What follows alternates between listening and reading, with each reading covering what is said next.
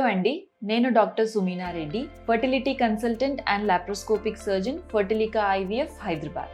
ఈ మధ్య కాలంలో చదువు రీత్యా కానివ్వండి, ఉద్యోగ రీత్యా కానివ్వండి, పెళ్ళిళ్ళు అట్లాగే ఫ్యామిలీ ప్లానింగ్ అనేది ఒక ఏజ్ పైబడ్డ తర్వాతే చేయగలుగుతూ ఉన్నారు. యూజువలీ మనం ముందర వీడియోస్లో మాట్లాడుకున్నట్టు ప్రెగ్నెన్సీ లేదా ఐవీఎఫ్ సక్సెస్ రేట్ డిసైడ్ చేయడంలో ఏజ్ అనేది చాలా ముఖ్యమైన పాత్ర పోషిస్తుంది. ఏజ్ పెరిగే కొద్దీ ఎగ్స్ నంబర్ అట్లాగే ఎగ్ క్వాలిటీ తగ్గుతుంది. దీనివల్ల ప్రెగ్నెన్సీ ఛాన్సెస్ తగ్గడం, అట్లాగే మిస్క్యారేజ్ ఆర్ అబార్షన్ రేట్స్ పెరగడం అనేది చూస్తూ ఉంటాం. కానీ ఒకవేళ మీరు 35 ఇయర్స్ తర్వాత ప్రెగ్నెన్సీ ప్లాన్ చేసుకోవాలనుకుంటే మీ ఎగ్ క్వాలిటీని కాపాడుకోవడం కోసం లేదా ఎగ్ క్వాలిటీని ఇంప్రూవ్ చేయడం కోసం న్యాచురల్ లైఫ్ స్టైల్ మెథడ్స్ ఏమి పాటించవచ్చో ఈ వీడియోలో మాట్లాడుకుందాం. సో 35 ఏజ్ తర్వాత కూడా ఎగ్ క్వాలిటీ బాగుండాలంటే ఇంపార్టెంట్గా ఒక 7 to 8 టిప్స్ గురించి ఇవాళ మాట్లాడదాం. అందులో first and most important diet అనేది మన టోటల్ హెల్త్కి అట్లాగే ఎగ్ క్వాలిటీ, ఫర్టిలిటీకి కూడా ఎంతో ముఖ్యం. సో ఎగ్ క్వాలిటీ బాగుండాలి అనుకుంటే మీ డైట్లో విటమిన్స్, యాంటీ ఆక్సిడెంట్స్ పుష్కలంగా ఉండేటట్టు చూసుకోవాలి. దీనికోసం వెజిటేబుల్స్, ఫ్రూట్స్ మంచి మోతాదులో తీసుకోవాలి. అట్లాగే unhealthy carbohydrates and trans fats అంటే వేయించిన పదార్థాలు, స్వీట్స్ అండ్ కార్బోహైడ్రేట్స్ ఇట్లాంటివన్నీ చాలా మితంగా తీసుకోవాలి. ప్రోటీన్ రిచ్ ఫుడ్ తీసుకోవడము, అట్లాగే మంచి ఫ్యాట్స్ ఉండే ఫుడ్ తీసుకోవడం ఎంతో important. So diet, there is no bigger medicine than diet అని చెప్తూ ఉంటారు. మంచి డైట్ ద్వారా ఎగ్ క్వాలిటీ తప్పకుండా ఇంప్రూవ్ అవుతుంది.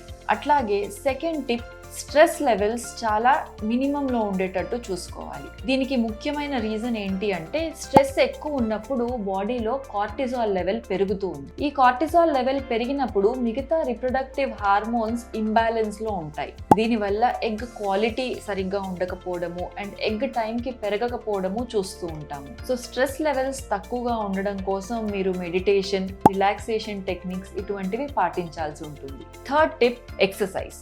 సో మంచి బాడీ వెయిట్ ఉండడం వల్ల egg quality and egg release కరెక్ట్గా అవుతుంది. So proper weight and BMI అంటే బాడీ మాస్ ఇండెక్స్ మెయింటైన్ చేయడం కోసం మంచి డైట్తో పాటు రెగ్యులర్ ఎక్సర్సైజ్ అంటే ప్రతిరోజు సుమారు 30 నుంచి 45 నిమిషాల మధ్యలో మంచి ఏరోబిక్ ఎక్సర్సైజ్ చేయడం ఎంతో ఇంపార్టెంట్. దీనివల్ల బాడీ వెయిట్ కరెక్ట్గా ఉండడము, అట్లాగే ఎక్సర్సైజ్ వల్ల కూడా న్యాచురల్ ఎండార్ఫిన్స్ రిలీజ్ అయ్యి స్ట్రెస్ అనేది లిమిటేషన్స్ లో ఉంటుంది. Fourth important tip, hydration. Summer season నడుస్తుందండి. బయట టెంపరేచర్స్ ఎక్కువ ఉన్నప్పుడు బాడీ డీహైడ్రేట్ అవుతుంది. డీహైడ్రేషన్ వల్ల కూడా ఎగ్ క్వాలిటీ అనేది అట్లాగే హార్మోన్స్ అనేటివి కరెక్ట్ గా ఉండవు.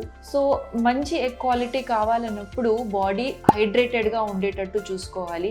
Everyday at least 4 to 5 litres of fluids తీసుకుంటూ ఉండాలి. ఇది వాటర్ కానివ్వండి, జ్యూసెస్ కానివ్వండి, మజ్జిగ కానివ్వండి, ఇట్లా ఏ రూపంలో అయినా మనం తీసుకోవచ్చు. Fifth important tip, alcohol, caffeine intake అట్లాగే స్మోకింగ్ ఇవన్నింటినీ అవాయిడ్ చేయడం.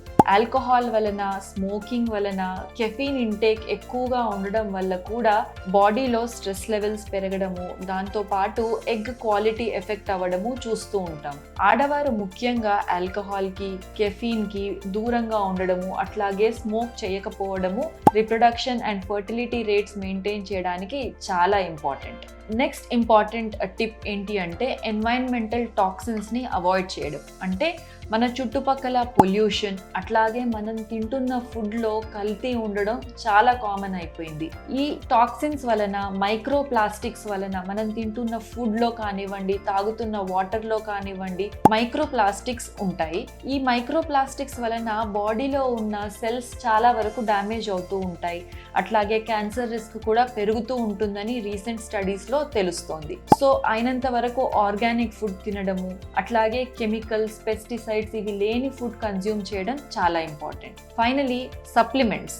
హెల్త్ బాగా ఉండడం కోసం మెయిన్గా ఫర్టిలిటీ పరంగా చూసుకుంటే మనం folic acid, vitamin E, vitamin D, coenzyme Q ఇటువంటి సప్లిమెంట్స్ తీసుకోవడం ద్వారా ఎగ్ క్వాలిటీని ఇంప్రూవ్ చేయగలుగుతాం.